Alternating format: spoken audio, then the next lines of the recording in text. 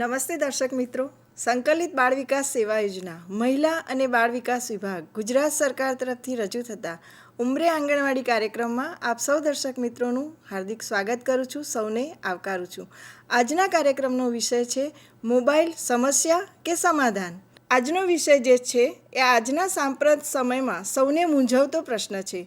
તો આ વિષયને અનુરૂપ માર્ગદર્શન તો આપણે મેળવીશું જ, પરંતુ સૌથી પહેલાં આપની સમક્ષ સ્ક્રીન પર ક્વિઝનો પ્રશ્ન રજૂ કરું છું, જે આપ સૌ જોઈ શકો છો. આજના કાર્યક્રમની ક્વિઝનો પ્રશ્ન છે મોબાઈલનો સકારાત્મક ઉપયોગ કેવી રીતે કરી શકાય. 1. Online course, 2. ઈ બુક્સ અને ઓડિયો બુક્સ, 3. શૈક્ષણિક ગેમ્સ, 4. ઉપરોક્ત તમામ. આપના જવાબ માટે આપનું નામ, ગામ, તાલુકો, જિલ્લો અને જવાબનો વિકલ્પ. ઉદાહરણ તરીકે આપનું નામ ગીતા, ગામ નાંદોલ, તાલુકો દહેગામ, જિલ્લો ગાંધીનગર અને જવાબનો વિકલ્પ. જવાબ મોકલવા માટેનો નંબર છે 9228799086. આપ અમારા કાર્યક્રમને શરૂઆતથી અંત સુધી નિહાળી આપેલ ક્વિઝના પ્રશ્નનો જવાબ આવતીકાલે બપોરે 3:30 વાગ્યા સુધી અચૂક બહોળી સંખ્યામાં મોકલી આપશો એવી આશા રાખું છું. હવે કાર્યક્રમને આગળ વધારવા માટે હું પૂજાબેનને વિનંતી કરીશ. નમસ્તે, હું પૂજા ગાંધી, ICDS મહિલા અને બાળ વિકાસ વિભાગ, ગુજરાત સરકાર સાથે જોડાયેલ છું. આજનું આપણા કાર્યક્રમનો વિષય છે મોબાઈલ સમસ્યા કે સમાધાન. આ વિશે આપણી સાથે આજના તજજ્ઞ શ્રી ડૉક્ટર કુનાલ પંચાલનું હું સ્વાગત કરું છું. સર ચિલ્ડ્રન્સ રિસર્ચ યુનિવર્સિટી ગાંધીનગરમાં અધ્યાપક તરીકે કામ કરી રહ્યા છે. બાળ ઉછેર અને પેરેન્ટિંગના ઉમદા અનુભવનો લાભ લેતા આજે આપણે સરનું માર્ગદર્શન જોઈશું. થેન્ક યુ પૂજાબેન. મિત્રો, ઉમરે આંગણવાડી કાર્યક્રમ અંતર્ગત પરિવાર માટે, બાળકો માટે, મહિલાઓ માટે ખૂબ ઉપયોગી એવા મુદ્દાઓની ચર્ચા આપણે આ પ્લેટફોર્મ પર કરી રહ્યા છીએ. મને ખૂબ આનંદ છે કે ઘણા બધા સમયથી ઉમરે આંગણવાડી આ કાર્યક્રમ આપ સૌનો ખૂબ લોકપ્રિય બન્યો છે. આજનો વિષય પણ આપણના બધા માટે ખૂબ સાંપ્રત છે. મોબાઈલ સમસ્યા કે સમાધાન. તમને લાગશે કે આપણા ઘણા બધા પ્રશ્નોનું સમાધાન આપણને મોબાઈલ આપે છે અને ક્યાંક આ મોબાઈલ પોતે જ આપણા માટે સમસ્યારૂપ પણ બન્યો હોય તેવા ઉદાહરણો જોવા મળે છે. મિત્રો, સમાજમાં આપણે જોઈએ છીએ, વર્તમાનપત્રોમાં ઘણા બધા સમાચારો જ્યારે વાંચીએ છીએ ત્યારે ક્યારેક આપણને એવું થાય છે કે આ મોબાઈલની અતિશય ઉપયોગ, મોબાઈલનો જે રીતે થઈ રહ્યો છે તે નુકસાનકારક હશે. પણ મારે તમને આજે બંને બાબતોથી અવગત કરવા છે.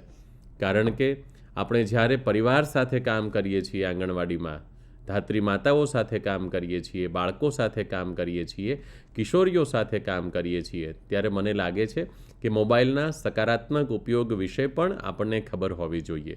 અને જો મોબાઈલનો વધારે પડતો ઉપયોગ થાય છે, એડિક્શન જેવો ઉપયોગ થાય છે, તો મને લાગે છે કે ક્યાંક એ આપણા માટે નુકસાનકારક પણ હોય છે. મિત્રો, આપણે પ્રેઝન્ટેશનમાં જોઈએ તો આપણને ખબર પડશે કે મોબાઈલ સમસ્યા છે કે સમાધાન. આ એક દ્રશ્ય તમે જોઈ શકો છો કે આજકાલ બાળકો પોતાની સ્કિલ વધારવા માટે મોબાઈલનો ખૂબ સરસ ઉપયોગ કરે છે. દુનિયાભરની બધી જ માહિતી બાળકો મેળવી શકે છે, પ્રાપ્ત કરી શકે છે. પણ એ જ બાળક જ્યારે નાની ઉંમરનો હોય છે ત્યારે જો મોબાઈલનો વધારે ઉપયોગ કરશે તો ક્યાંક ને ક્યાંક તેને એડિક્શન પણ બની જશે. મોબાઈલ નહોતા ત્યારે બાળકો શેરીમાં વધુ મિત્રો સાથે રમતા, ભાઈ બહેન સાથે રમતા અને વધુમાં વધુ એમનો જે સમય છે તે પોતાના મિત્રો સાથે વીતતો હતો. જ્યારે આજે મોબાઈલના પરિણામે બાળકો ક્યાંક ને ક્યાંક પોતાના ઘરમાં પણ એકલવાયા બની ગયા છે. બાળકો મિત્રોની સાથે રમે તેના કરતાં એકલા મોબાઈલ લઈને ખૂણામાં સોફા પર કે ખુરશી પર બેસીને કે પથારીમાં સૂતા પણ એ બાળકો આજે પોતાનું બાળપણ વિતાવી રહ્યા છે, જે ક્યાંક આપણા માટે નુકસાનકારક છે. મોબાઈલ પહેલાં મોટા ભાગે બાળકો ફળિયામાં કે પછી શેરીમાં કે વાડી ખેતરમાં કુદરત સાથે જોડાઈને રહેતા અને તેના પરિણામે કુદરત સાથેનું તેનું એટેચમેન્ટ છે તે વધુને વધુ સારું બનતું હતું.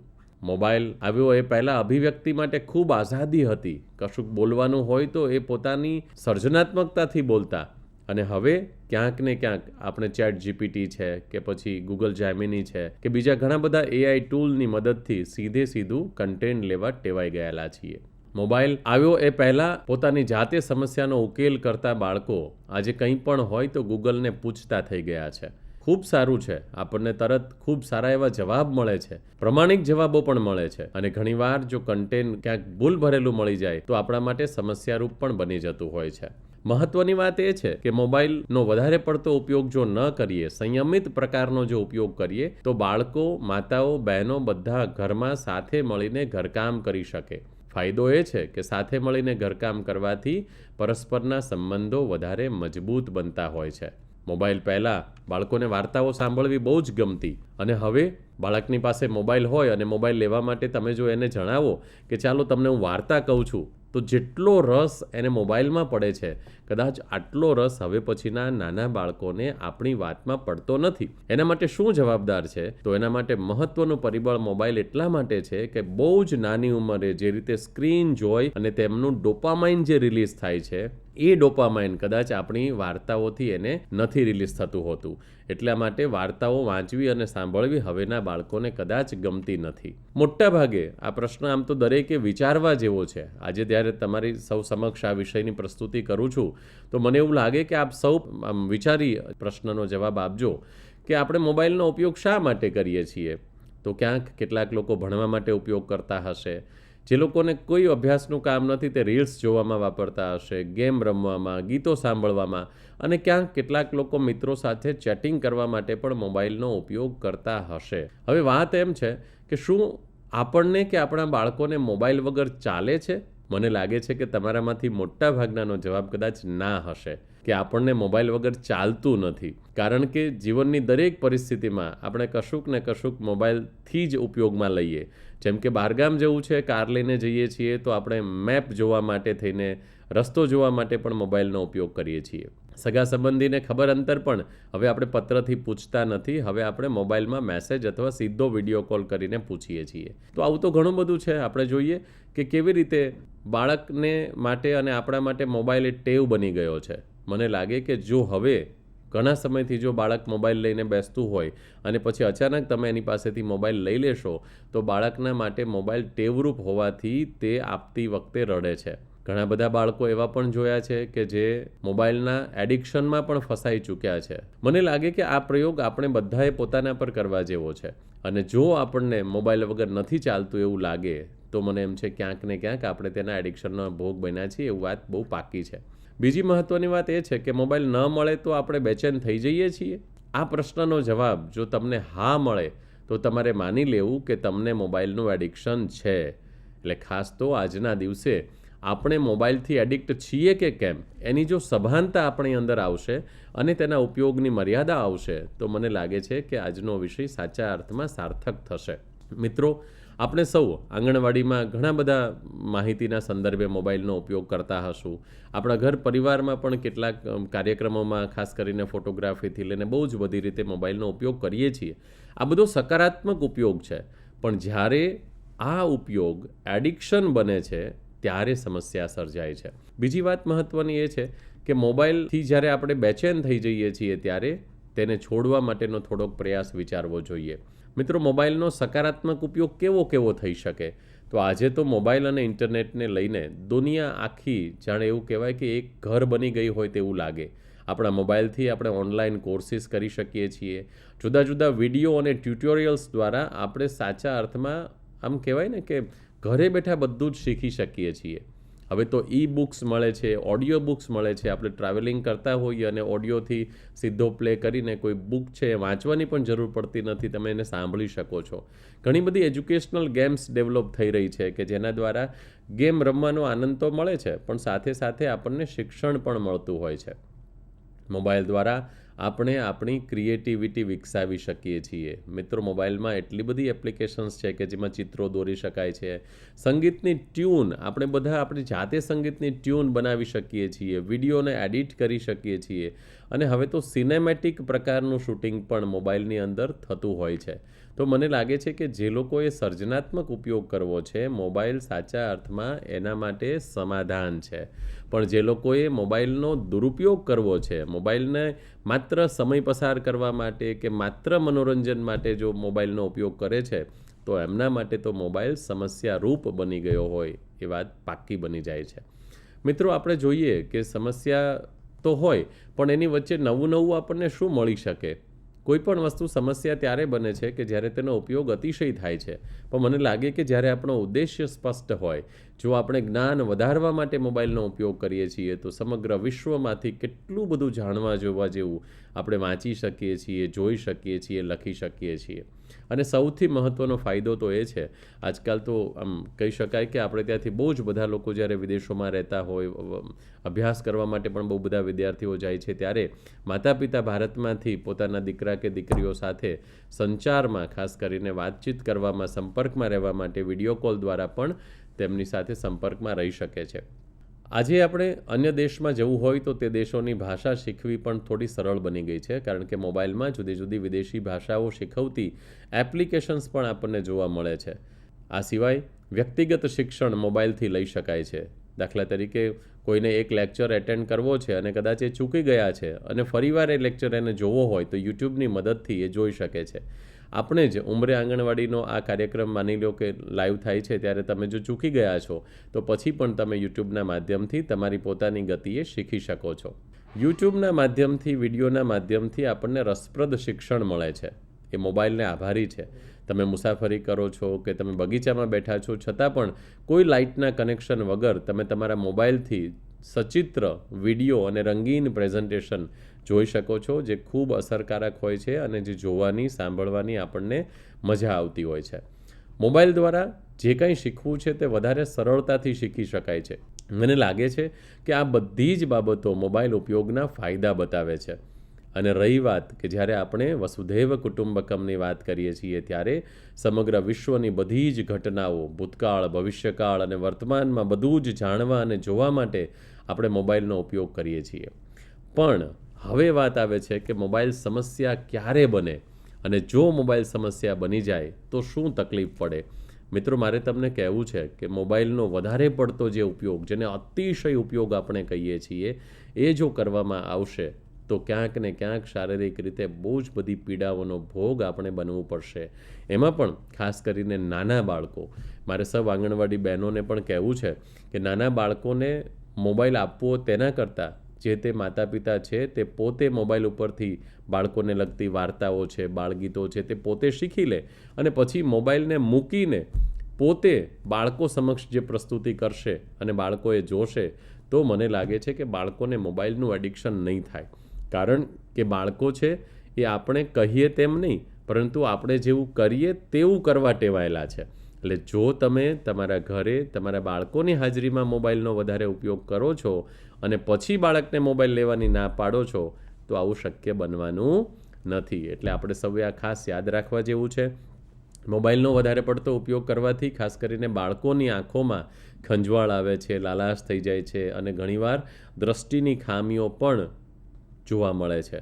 કારણ કે બાળકોના હાથ, બાળકોના સ્નાયુઓ અને બાળકોનું આખું શરીર જે ખૂબ નાનું છે, હજી એટલું રિજિડ થયું નથી, એટલે સૌથી વધારે મોબાઈલની સમસ્યાઓ, મોબાઈલનું એડિક્શન એ બાળકોને થવાની સંભાવના છે.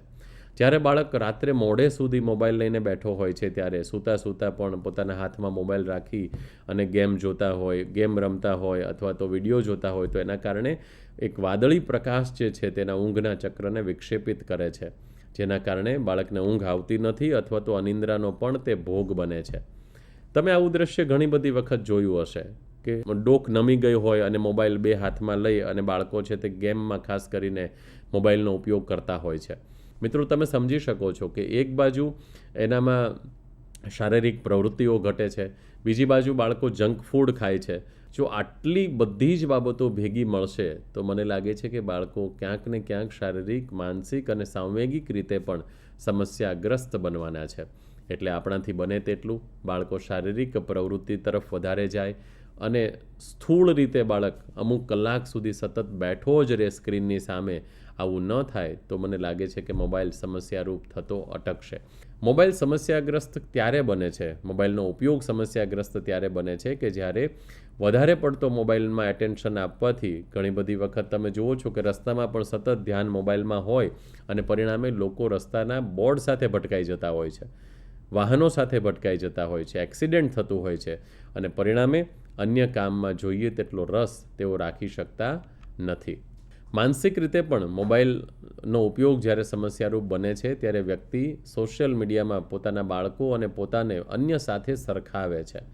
મિત્રો, આ સૌથી મોટી બીમારી બનવાના લક્ષણો છે કે જ્યારે વ્યક્તિમાં બધું જ સારું હોય પોતાનું, પણ એ જો બીજાના સરખામણીમાં પોતાની જાતને જોવે છે ત્યારે હંમેશા એને પોતાની જાત ઉતરતી દેખાય છે અને તેના પરિણામે અંદરથી તેનામાં ચિંતા અને તણાવનો વધારો થાય છે.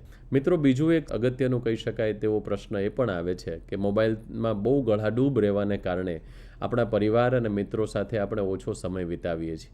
પરિણામે ઝાઝો સમય મોબાઈલ સાથે રહેતું બાળક પછી એકલવાયું થઈ જાય છે, એટલે કે કોઈ સાથે બોલતું પણ નથી અને ધીમે ધીમે તેનામાં સામાજિકતાની કમી પણ આપણને જોવા મળતી હોય છે. હમણાં જ વાત કરી તે પ્રમાણે સામાજિકતાની કમી આવે એટલે શું થાય તો તમે જોઈ શકો છો ચિત્રમાં કે માતા પિતા બાળક બધા જ મોબાઈલની અંદર વ્યસ્ત છે, તો એકબીજા સાથે બોલવાનો તો એને અવસર જ મળવાનો નથી. આવું જો ધ્યાન ન રાખીએ તો આવનારા દિવસોમાં આપણા બાળકો એકલવાયા થઈ જશે અને વાસ્તવિક રીતે આપણે એવું કહીએ કે સમાજ જીવન બાળક જે જીવતું થાય છે એ સમાજ જીવનમાં ક્યાંક ને ક્યાંક બધાની વચ્ચે બધાની સાથે હોવા છતાં પણ બાળક પોતે એકલું ને અટુલું હશે, આવી એને ફિલિંગ્સ આવશે. જો આપણે આપણા બાળકોને અને આપણે પોતે પણ એકલવાયા જીવન ન જીવવું હોય તો મોબાઈલનો ઉપયોગ આપણે વિવેકપૂર્વક કરવો પડશે. મિત્રો, આ સાથે સંચારની કુશળતા, તમે જોયું હશે કે એક સમય હતો કે ઘરે કોઈ બેસવા માટે આવે તો આખું ઘર મજાથી સાથે બેસીને વાતો કરતા. હવે ક્યાંક ને ક્યાંક એવા દ્રશ્યો ઓછા દેખાય છે. આપણા બાળકો મહેમાન આવે છે તો ઘરની બહાર નીકળવાનું પણ પસંદ કરતા નથી. આવું કેમ થાય છે? કારણ કે ઘરની અંદર રૂમના ખૂણામાં એનો સાથીદાર મોબાઈલ એની પાસે હોય છે. જો આપણે એનું ધ્યાન નહીં રાખીએ તો આવનારા દિવસોમાં આપણા બાળકો વાતચીત કરવાની કળા ખોઈ બેસશે, લખવાની કુશળતા ગુમાવી બેસશે અને માત્ર સ્ક્રીન ટચ કરવાની જે એની આવડત છે અથવા તો એ જે ટેવ છે એ કુટેવ સાથે તે પોતાનું જીવન જીવશે.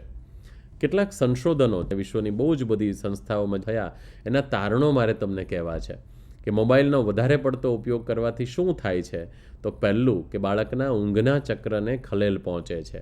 બીજું, ધ્યાન કેન્દ્રિત કરવાની ક્ષમતા ઘટે છે.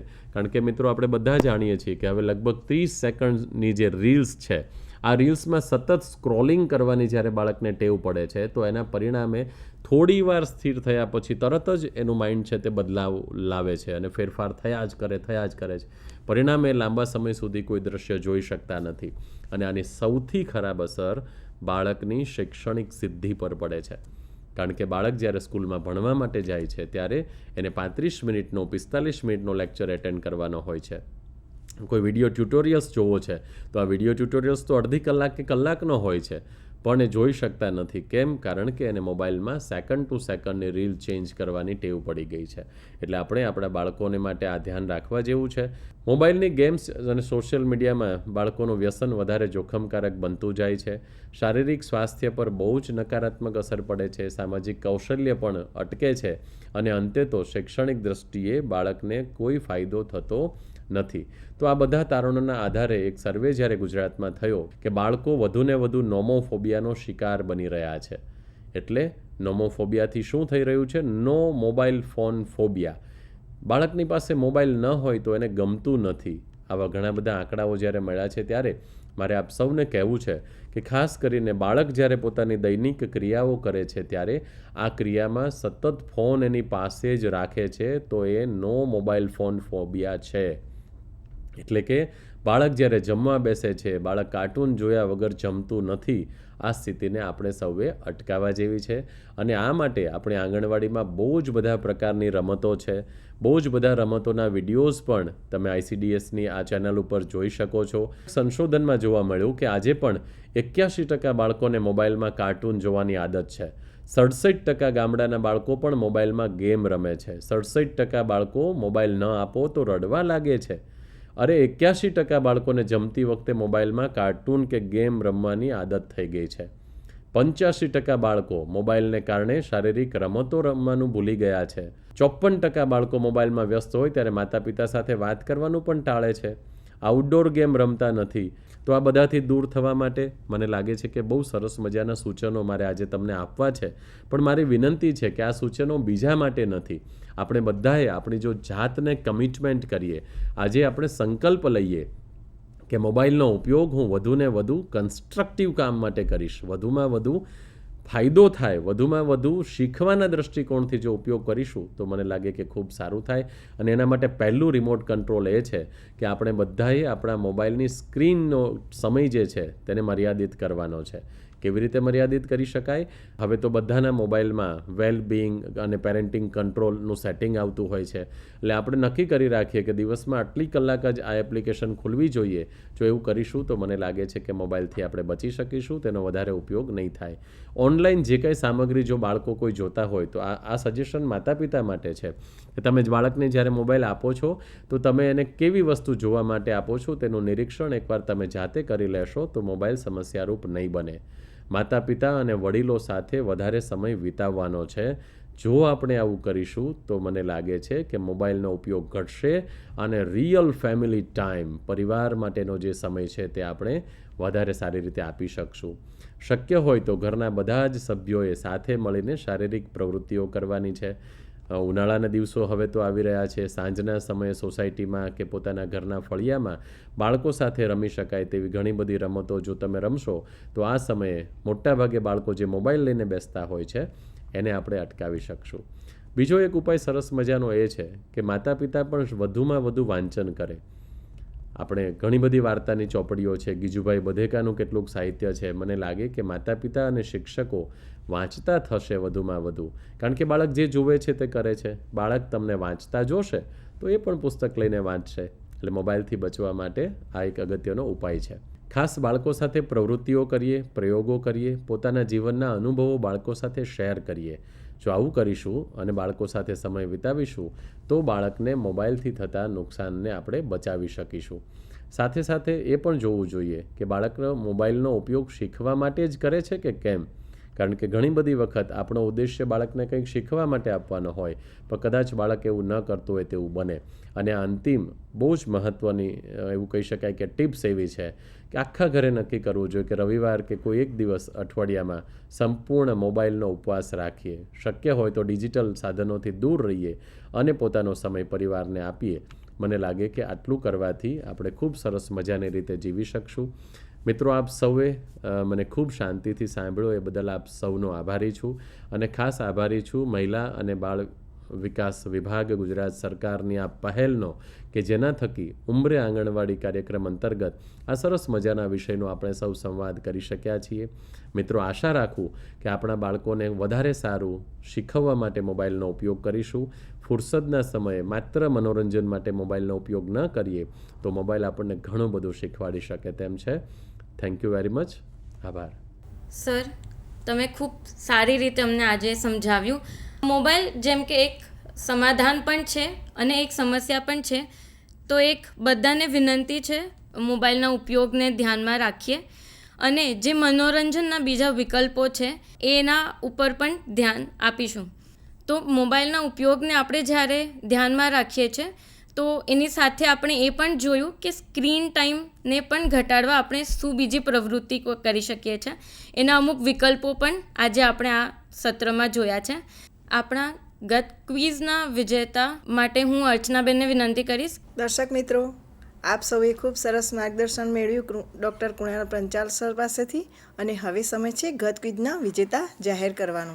ગત ક્વિઝના વિજેતા છે મનીષાબેન મૈસુરિયા, સુરત કોર્પોરેશન, ઘટક 5, વિમલાબેન પરમાર, સાબરકાંઠા પ્રાંતિજ, નીરુપાબેન ધંધુકિયા, જામનગર કાલાવડ, નયનાબેન પટેલ, સુરત કોર્પોરેશન, ઘટક 9, મંગીબેન રાઠવા, દેવભૂમિ દ્વારકા, જામખંભાળિયા, કિંજલબેન ગોસ્વામી, મહેસાણા વિજાપુર, ભાવનાબેન પટેલ, પાટણ ચાણસ્મા, તનુબેન ચૌધરી, તાપી, સુમિત્રાબેન પટેલ, વલસાડ ઉમરગામ, કિંજલબેન પ્રજાપતિ, સાબરકાંઠા ખેડબ્રહ્મા.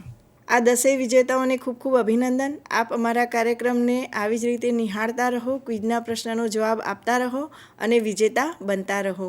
કાર્યક્રમના અંતમાં આપ સૌ દર્શક મિત્રોનો સંકલિત બાળ વિકાસ સેવા યોજના મહિલા અને બાળ વિકાસ વિભાગ દ્વારા આભાર માનું છું.